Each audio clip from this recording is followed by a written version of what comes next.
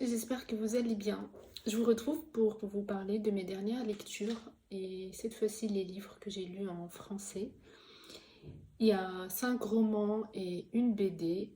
Donc je vais commencer tout de suite. Le premier livre, c'est un livre d'une autrice belge, je pense.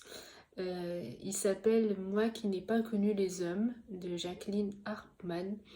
Je ne sais pas si vous connaissez, mais moi je ne connaissais pas du tout et j'en avais jamais entendu parler. Et en fait, c'est une sorte de dystopie. Le livre est assez ancien, je vous mettrai l'année quelque part sur la vidéo. Et je l'ai découvert sur TikTok parce qu'il y avait pas mal de personnes qui le lisaient en anglais. Du coup, je pensais qu'il était écrit en anglais à la base. Et puis, je me suis rendu compte que non, il était écrit en français. Du coup, je l'ai lu et c'est un livre assez spécial qui... Il y a beaucoup de gens qui ont été super marqués par cette lecture et c'est pour ça que j'ai cherché à le lire et que j'étais hyper intriguée. Et puis après, bon, il y a des personnes qui sont plutôt mitigées ou... Parce qu'en fait, il ne se passe pas grand-chose dans ce livre et dans cette histoire. Et moi, pour ma part, c'est ce que j'ai trouvé un peu fascinant et j'ai trouvé ça courageux aussi de la part de l'autrice de se contenter un peu de ce rien et d'essayer d'explorer ce rien en fait. Euh, c'est une histoire de femmes. Je pense qu'elles étaient 40 ou quelque chose comme ça, qui vivaient dans une cellule, dans une prison, et, euh, et elles ne se souviennent pas de ce qui s'est passé avant et comment elles ont atterri là. Elles ont certains souvenirs de leur passé d'avant, mais qui sont assez flous, mais elles savent que voilà, elles avaient une famille, elles se rappellent un peu de comment était leur vie. Mais depuis plusieurs années maintenant, elles vivent dans cette prison. Il y a une personne qui était dans cette prison quand elle était enfant et qui va atteindre l'âge adulte dans cette prison-là. Donc le monde extérieur, la vie normale, entre guillemets, elle ne connaît pas. Elle connaît uniquement à travers les histoires qu'elle entend les autres femmes se raconter. Elle a l'impression qu'il y a pas mal de secrets. Elles se font pas mal de private jokes et quand elle pose la question, on veut pas lui répondre. Et puis il y a des soldats, des gardiens, qui les surveillent. Et ils sont dans une prison où elles ne voient pas non plus la lumière du jour, donc elles ne savent pas quand est-ce qu'il fait nuit, quand est-ce qu'il fait jour. Elles ne savent pas combien d'heures elles dorment, ni les repas qu'on leur donne, est-ce qu'ils sont à des rythmes réguliers ou est-ce que... Voilà. Donc on est dans ce contexte un peu spécial. Puis un jour... Bon, je veux pas trop vous spoiler parce que le livre il est assez court. Mais en tout cas, c'est un peu ça le contexte. Et, euh, et voilà, le titre du roman, c'est Moi qui n'ai pas connu les hommes. C'est un peu cet enfant qui raconte, qui est devenu adulte. Et, et voilà, je ne vais pas vous spoiler. Euh, Tout ce que je dirai à partir de maintenant sera un spoil. Mais c'est une lecture, c'est vrai, dont je me rappellerai, je pense, toujours. Et c'est une lecture qui a marqué beaucoup de gens. Euh, et moi, j'ai vraiment été fascinée notamment par les choix de l'autrice dans l'écriture de ce texte que je n'ai pas vu ailleurs. Et elle a écrit d'autres livres, je ne sais pas s'ils ressemblent à celui-là. Je n'ai pas vraiment fait plus de recherches, mais voilà, c'est une autrice qui m'a certainement intriguée. Ensuite, j'ai lu un roman de David Fuenquinos, un auteur que je n'ai pas lu depuis La Délicatesse, en fait. Donc ça fait vraiment de très nombreuses années, je crois que ça fait plus de 10 ans. Et là, j'ai lu numéro 2. Et j'ai été contente de me rendre compte que j'apprécie toujours autant la plume de l'auteur.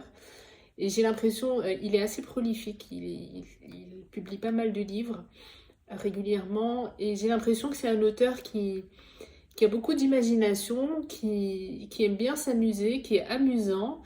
et qui n'hésite pas à sauter en fait sur toutes les opportunités qu'il croise ou que son imagination croise pour en faire des histoires et des romans.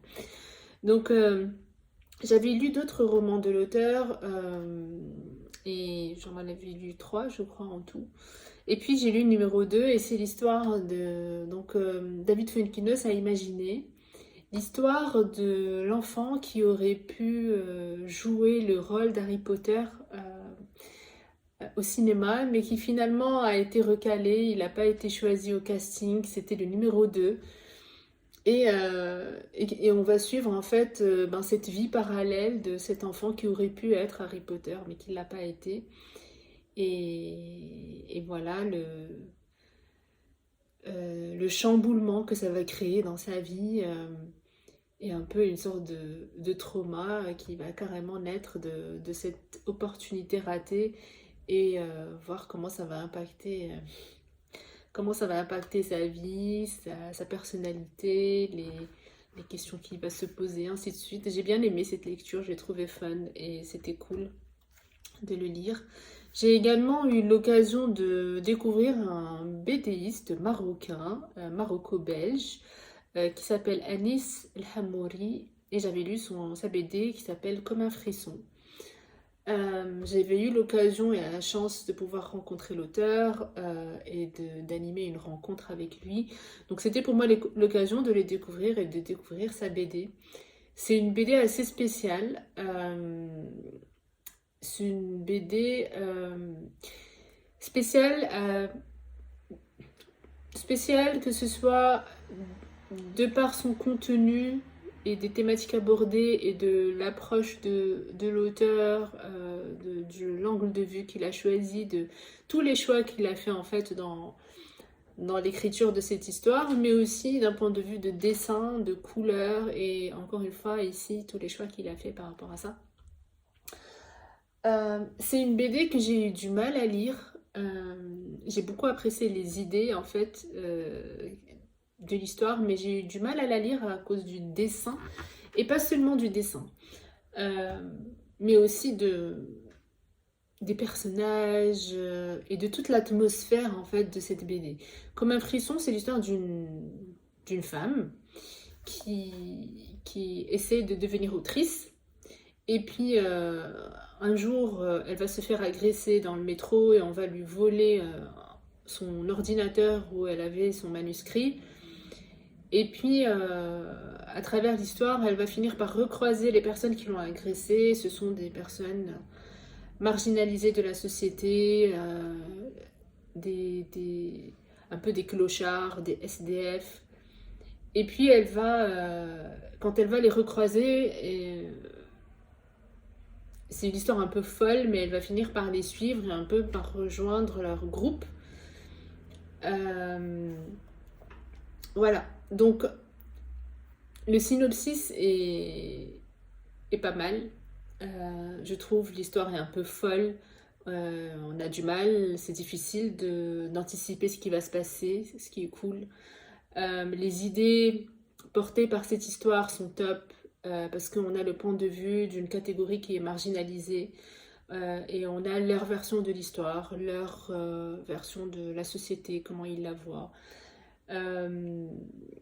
Et puis cette rencontre aussi improbable entre elle et eux, et ce que ça va surtout créer en elle, ce que ça va libérer chez elle, notamment comme colère, comme violence. Donc c'est une BD qui est top, mais qui n'a pas été facile à lire pour moi. J'avais du mal à lire plusieurs pages de suite, je m'arrêtais souvent. C'est une BD aussi dont les dessins sont très chargés. La couleur principale des dessins, c'est le rouge. Donc c'est un peu... je trouvais ça un peu agressif. En tout cas, moi, ça m'agressait et j'avais du mal. Et aussi, les pages étaient des fois trop remplies. Et du coup, j'avais l'impression juste que... Vraiment, j'avais l'impression qu'il y avait un boucan ou trop de bruit dans cette BD et que c'était trop pour moi. D'ailleurs, je l'avais partagé avec Anis et je lui avais dit que s'il y avait une musique pour accompagner cette BD, dans ma tête, c'était un peu du rock metal, quoi. Donc voilà, c'était ça. Mais c'était une bonne découverte pour moi, que ce soit la BD ou l'auteur. Sinon, j'ai lu 2 romans japonais. Le premier d'un auteur dont j'en avais jamais entendu parler, c'est Akira Mizubayashi, et j'ai lu Âme brisée. C'est un... C'était une histoire... Enfin, j'ai bien aimé ce roman, j'ai bien aimé cette lecture. C'était un 4 sur 5 pour moi, pour vous donner une idée. Je ne connaissais pas l'auteur, et c'était une bonne lecture contemporaine, japonaise, comme je les aime. C'est l'histoire d'un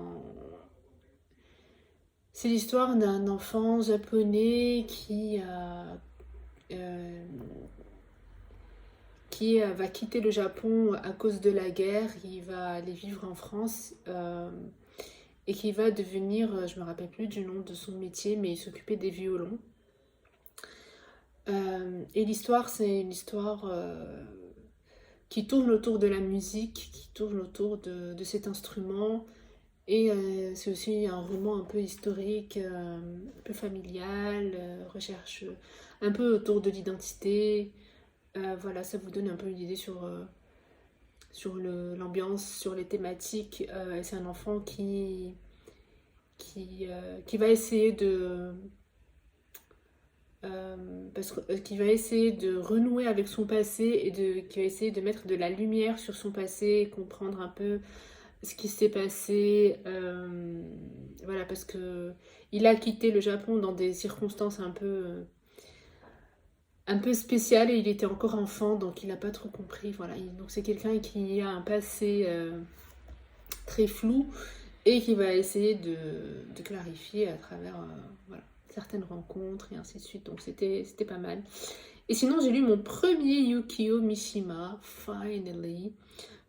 C'est pas celui-là avec lequel j'aurais aimé commencer, mais je ne l'ai pas trouvé en e-book, en français en tout cas.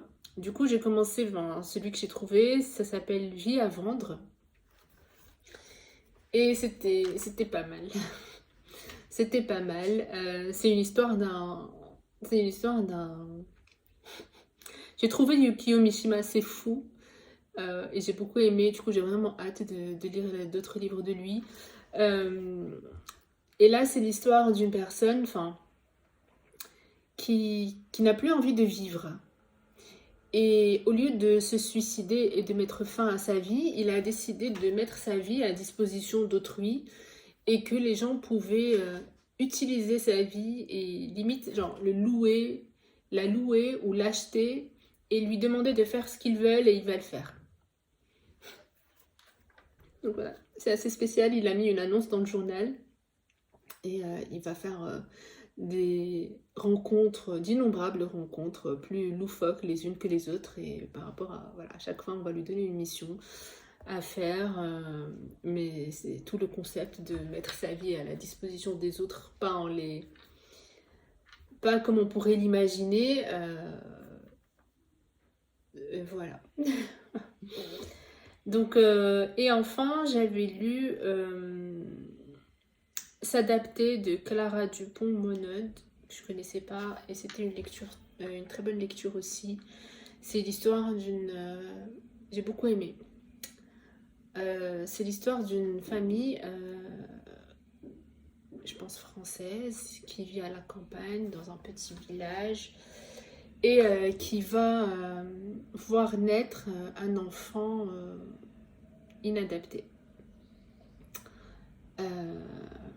Un enfant qui va très vite être diagnostiqué, je pense, comme handicapé mental.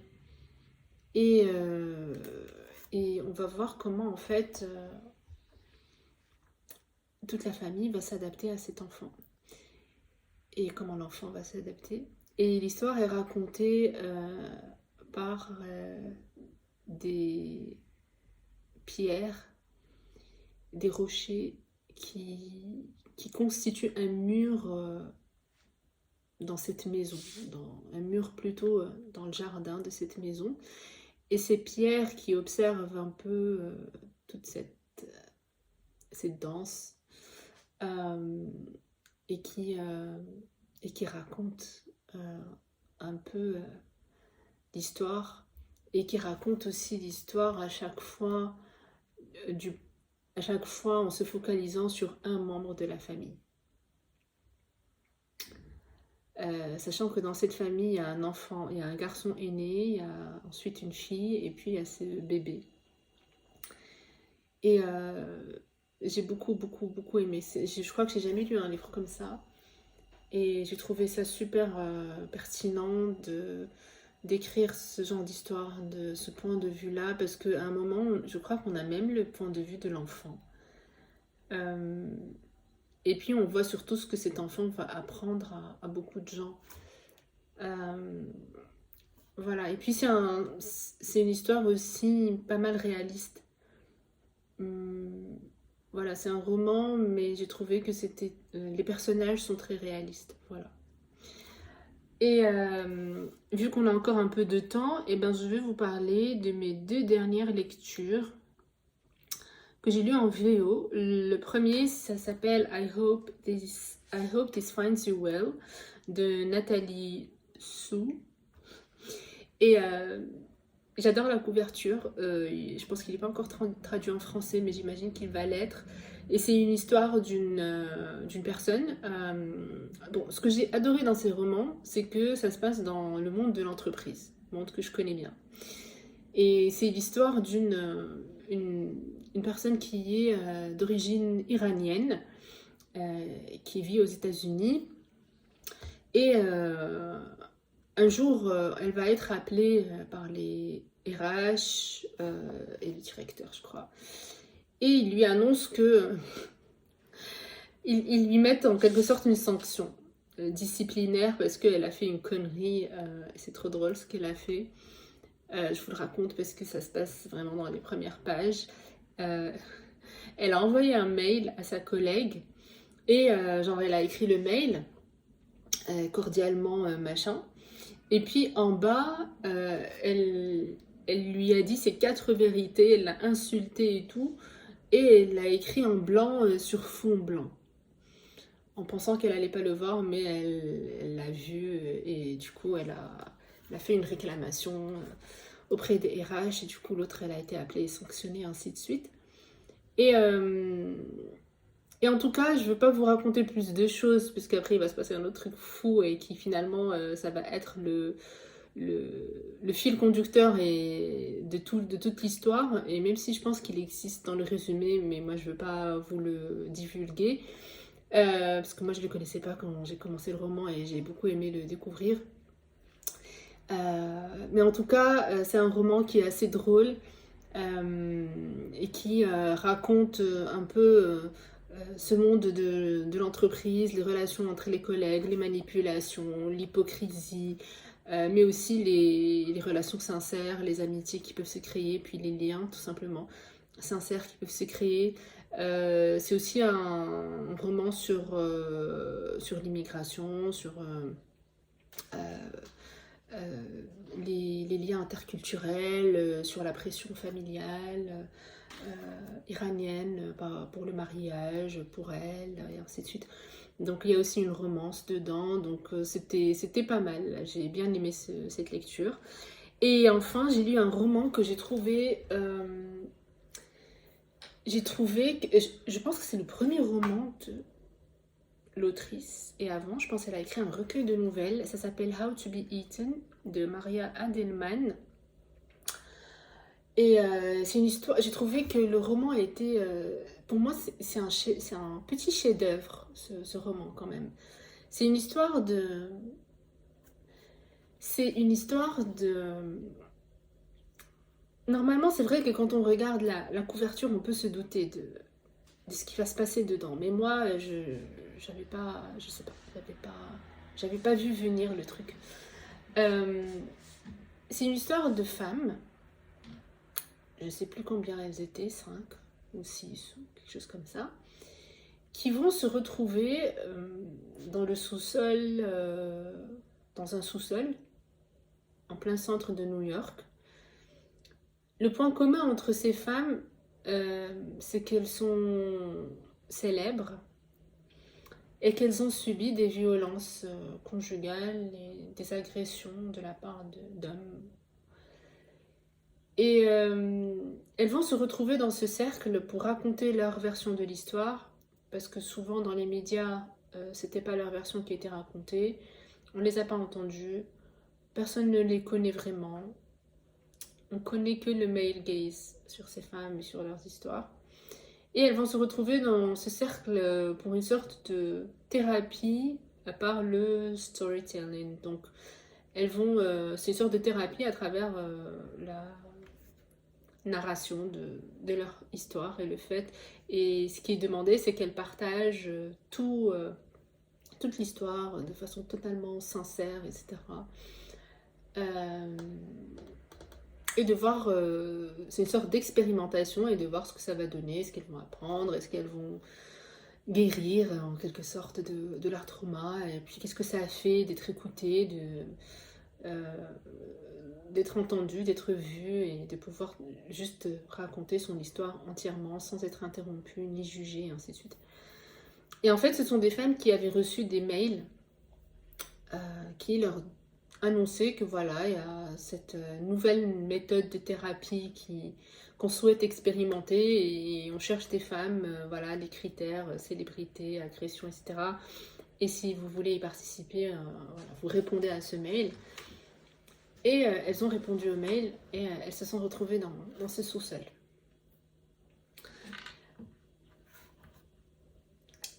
J'ai adoré l'histoire parce que c'est ce qu'a fait l'autrice, c'est qu'elle a pris un peu les contes et certains contes connus et qu'elle a raconté d'une façon moderne, qu'elle a adapté à notre époque actuelle. Et c'est un peu, en fait, dans ce roman, la version 21e siècle de Cendrillon, du Petit Chaperon Rouge et d'autres contes qui sont racontés là. Et j'ai trouvé que c'était assez ingénieux. J'ai beaucoup aimé comment elle a fait les choses. Et du coup, ça donne une autre perspective sur ces contes. On les voit d'un point de vue féministe. Et puis, c'est vrai que elle a bien fait le truc, je trouve.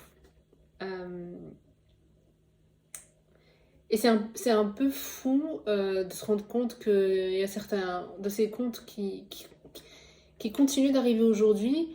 Et ce qui est intéressant, c'est que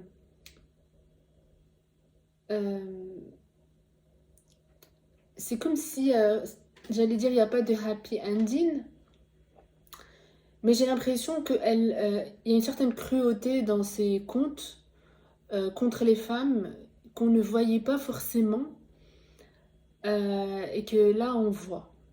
Voilà, et c'est ça que j'ai beaucoup aimé. Comme si dans les contes, ou en tout cas dans les versions de Disney, parce que je crois que dans les contes originaux, apparemment c'est plus cruel que les adaptations de Walt Disney. Mais en tout cas, dans les contes les plus communs, connus, etc., on avait plus tendance à nous rappeler uniquement du Happy Ever After et de la princesse et du prince, et qu'on oubliait tout le reste en fait. Enfin, donc j'ai beaucoup aimé ce roman. Je vous le conseille fortement si vous pouvez le lire. Il est vraiment intéressant et cool. Après, il y a aussi dedans des aspects un peu fantastiques, mais moi ça m'a pas dérangé, j'ai bien aimé aussi. Donc voilà, ce sont les livres que j'ai lus dernièrement. Et voilà, aujourd'hui je viens de finir 2 autres livres que j'ai lus, mais ce ne sont pas des romans. Et ce sont des livres un peu plus spirituels. Donc peut-être je vous en parlerai assez rapidement dans la prochaine vidéo. Et aujourd'hui j'ai aussi commencé un nouveau roman taïwanais, queer, SF, dont je vous parlerai aussi dans ma prochaine vidéo. Je viens de le commencer ce matin et j'aime beaucoup déjà. Je vous mets la couverture ici pour pas vous mettre trop de suspense quand vous voudriez le lire. Et je vous dis à très bientôt. Salut!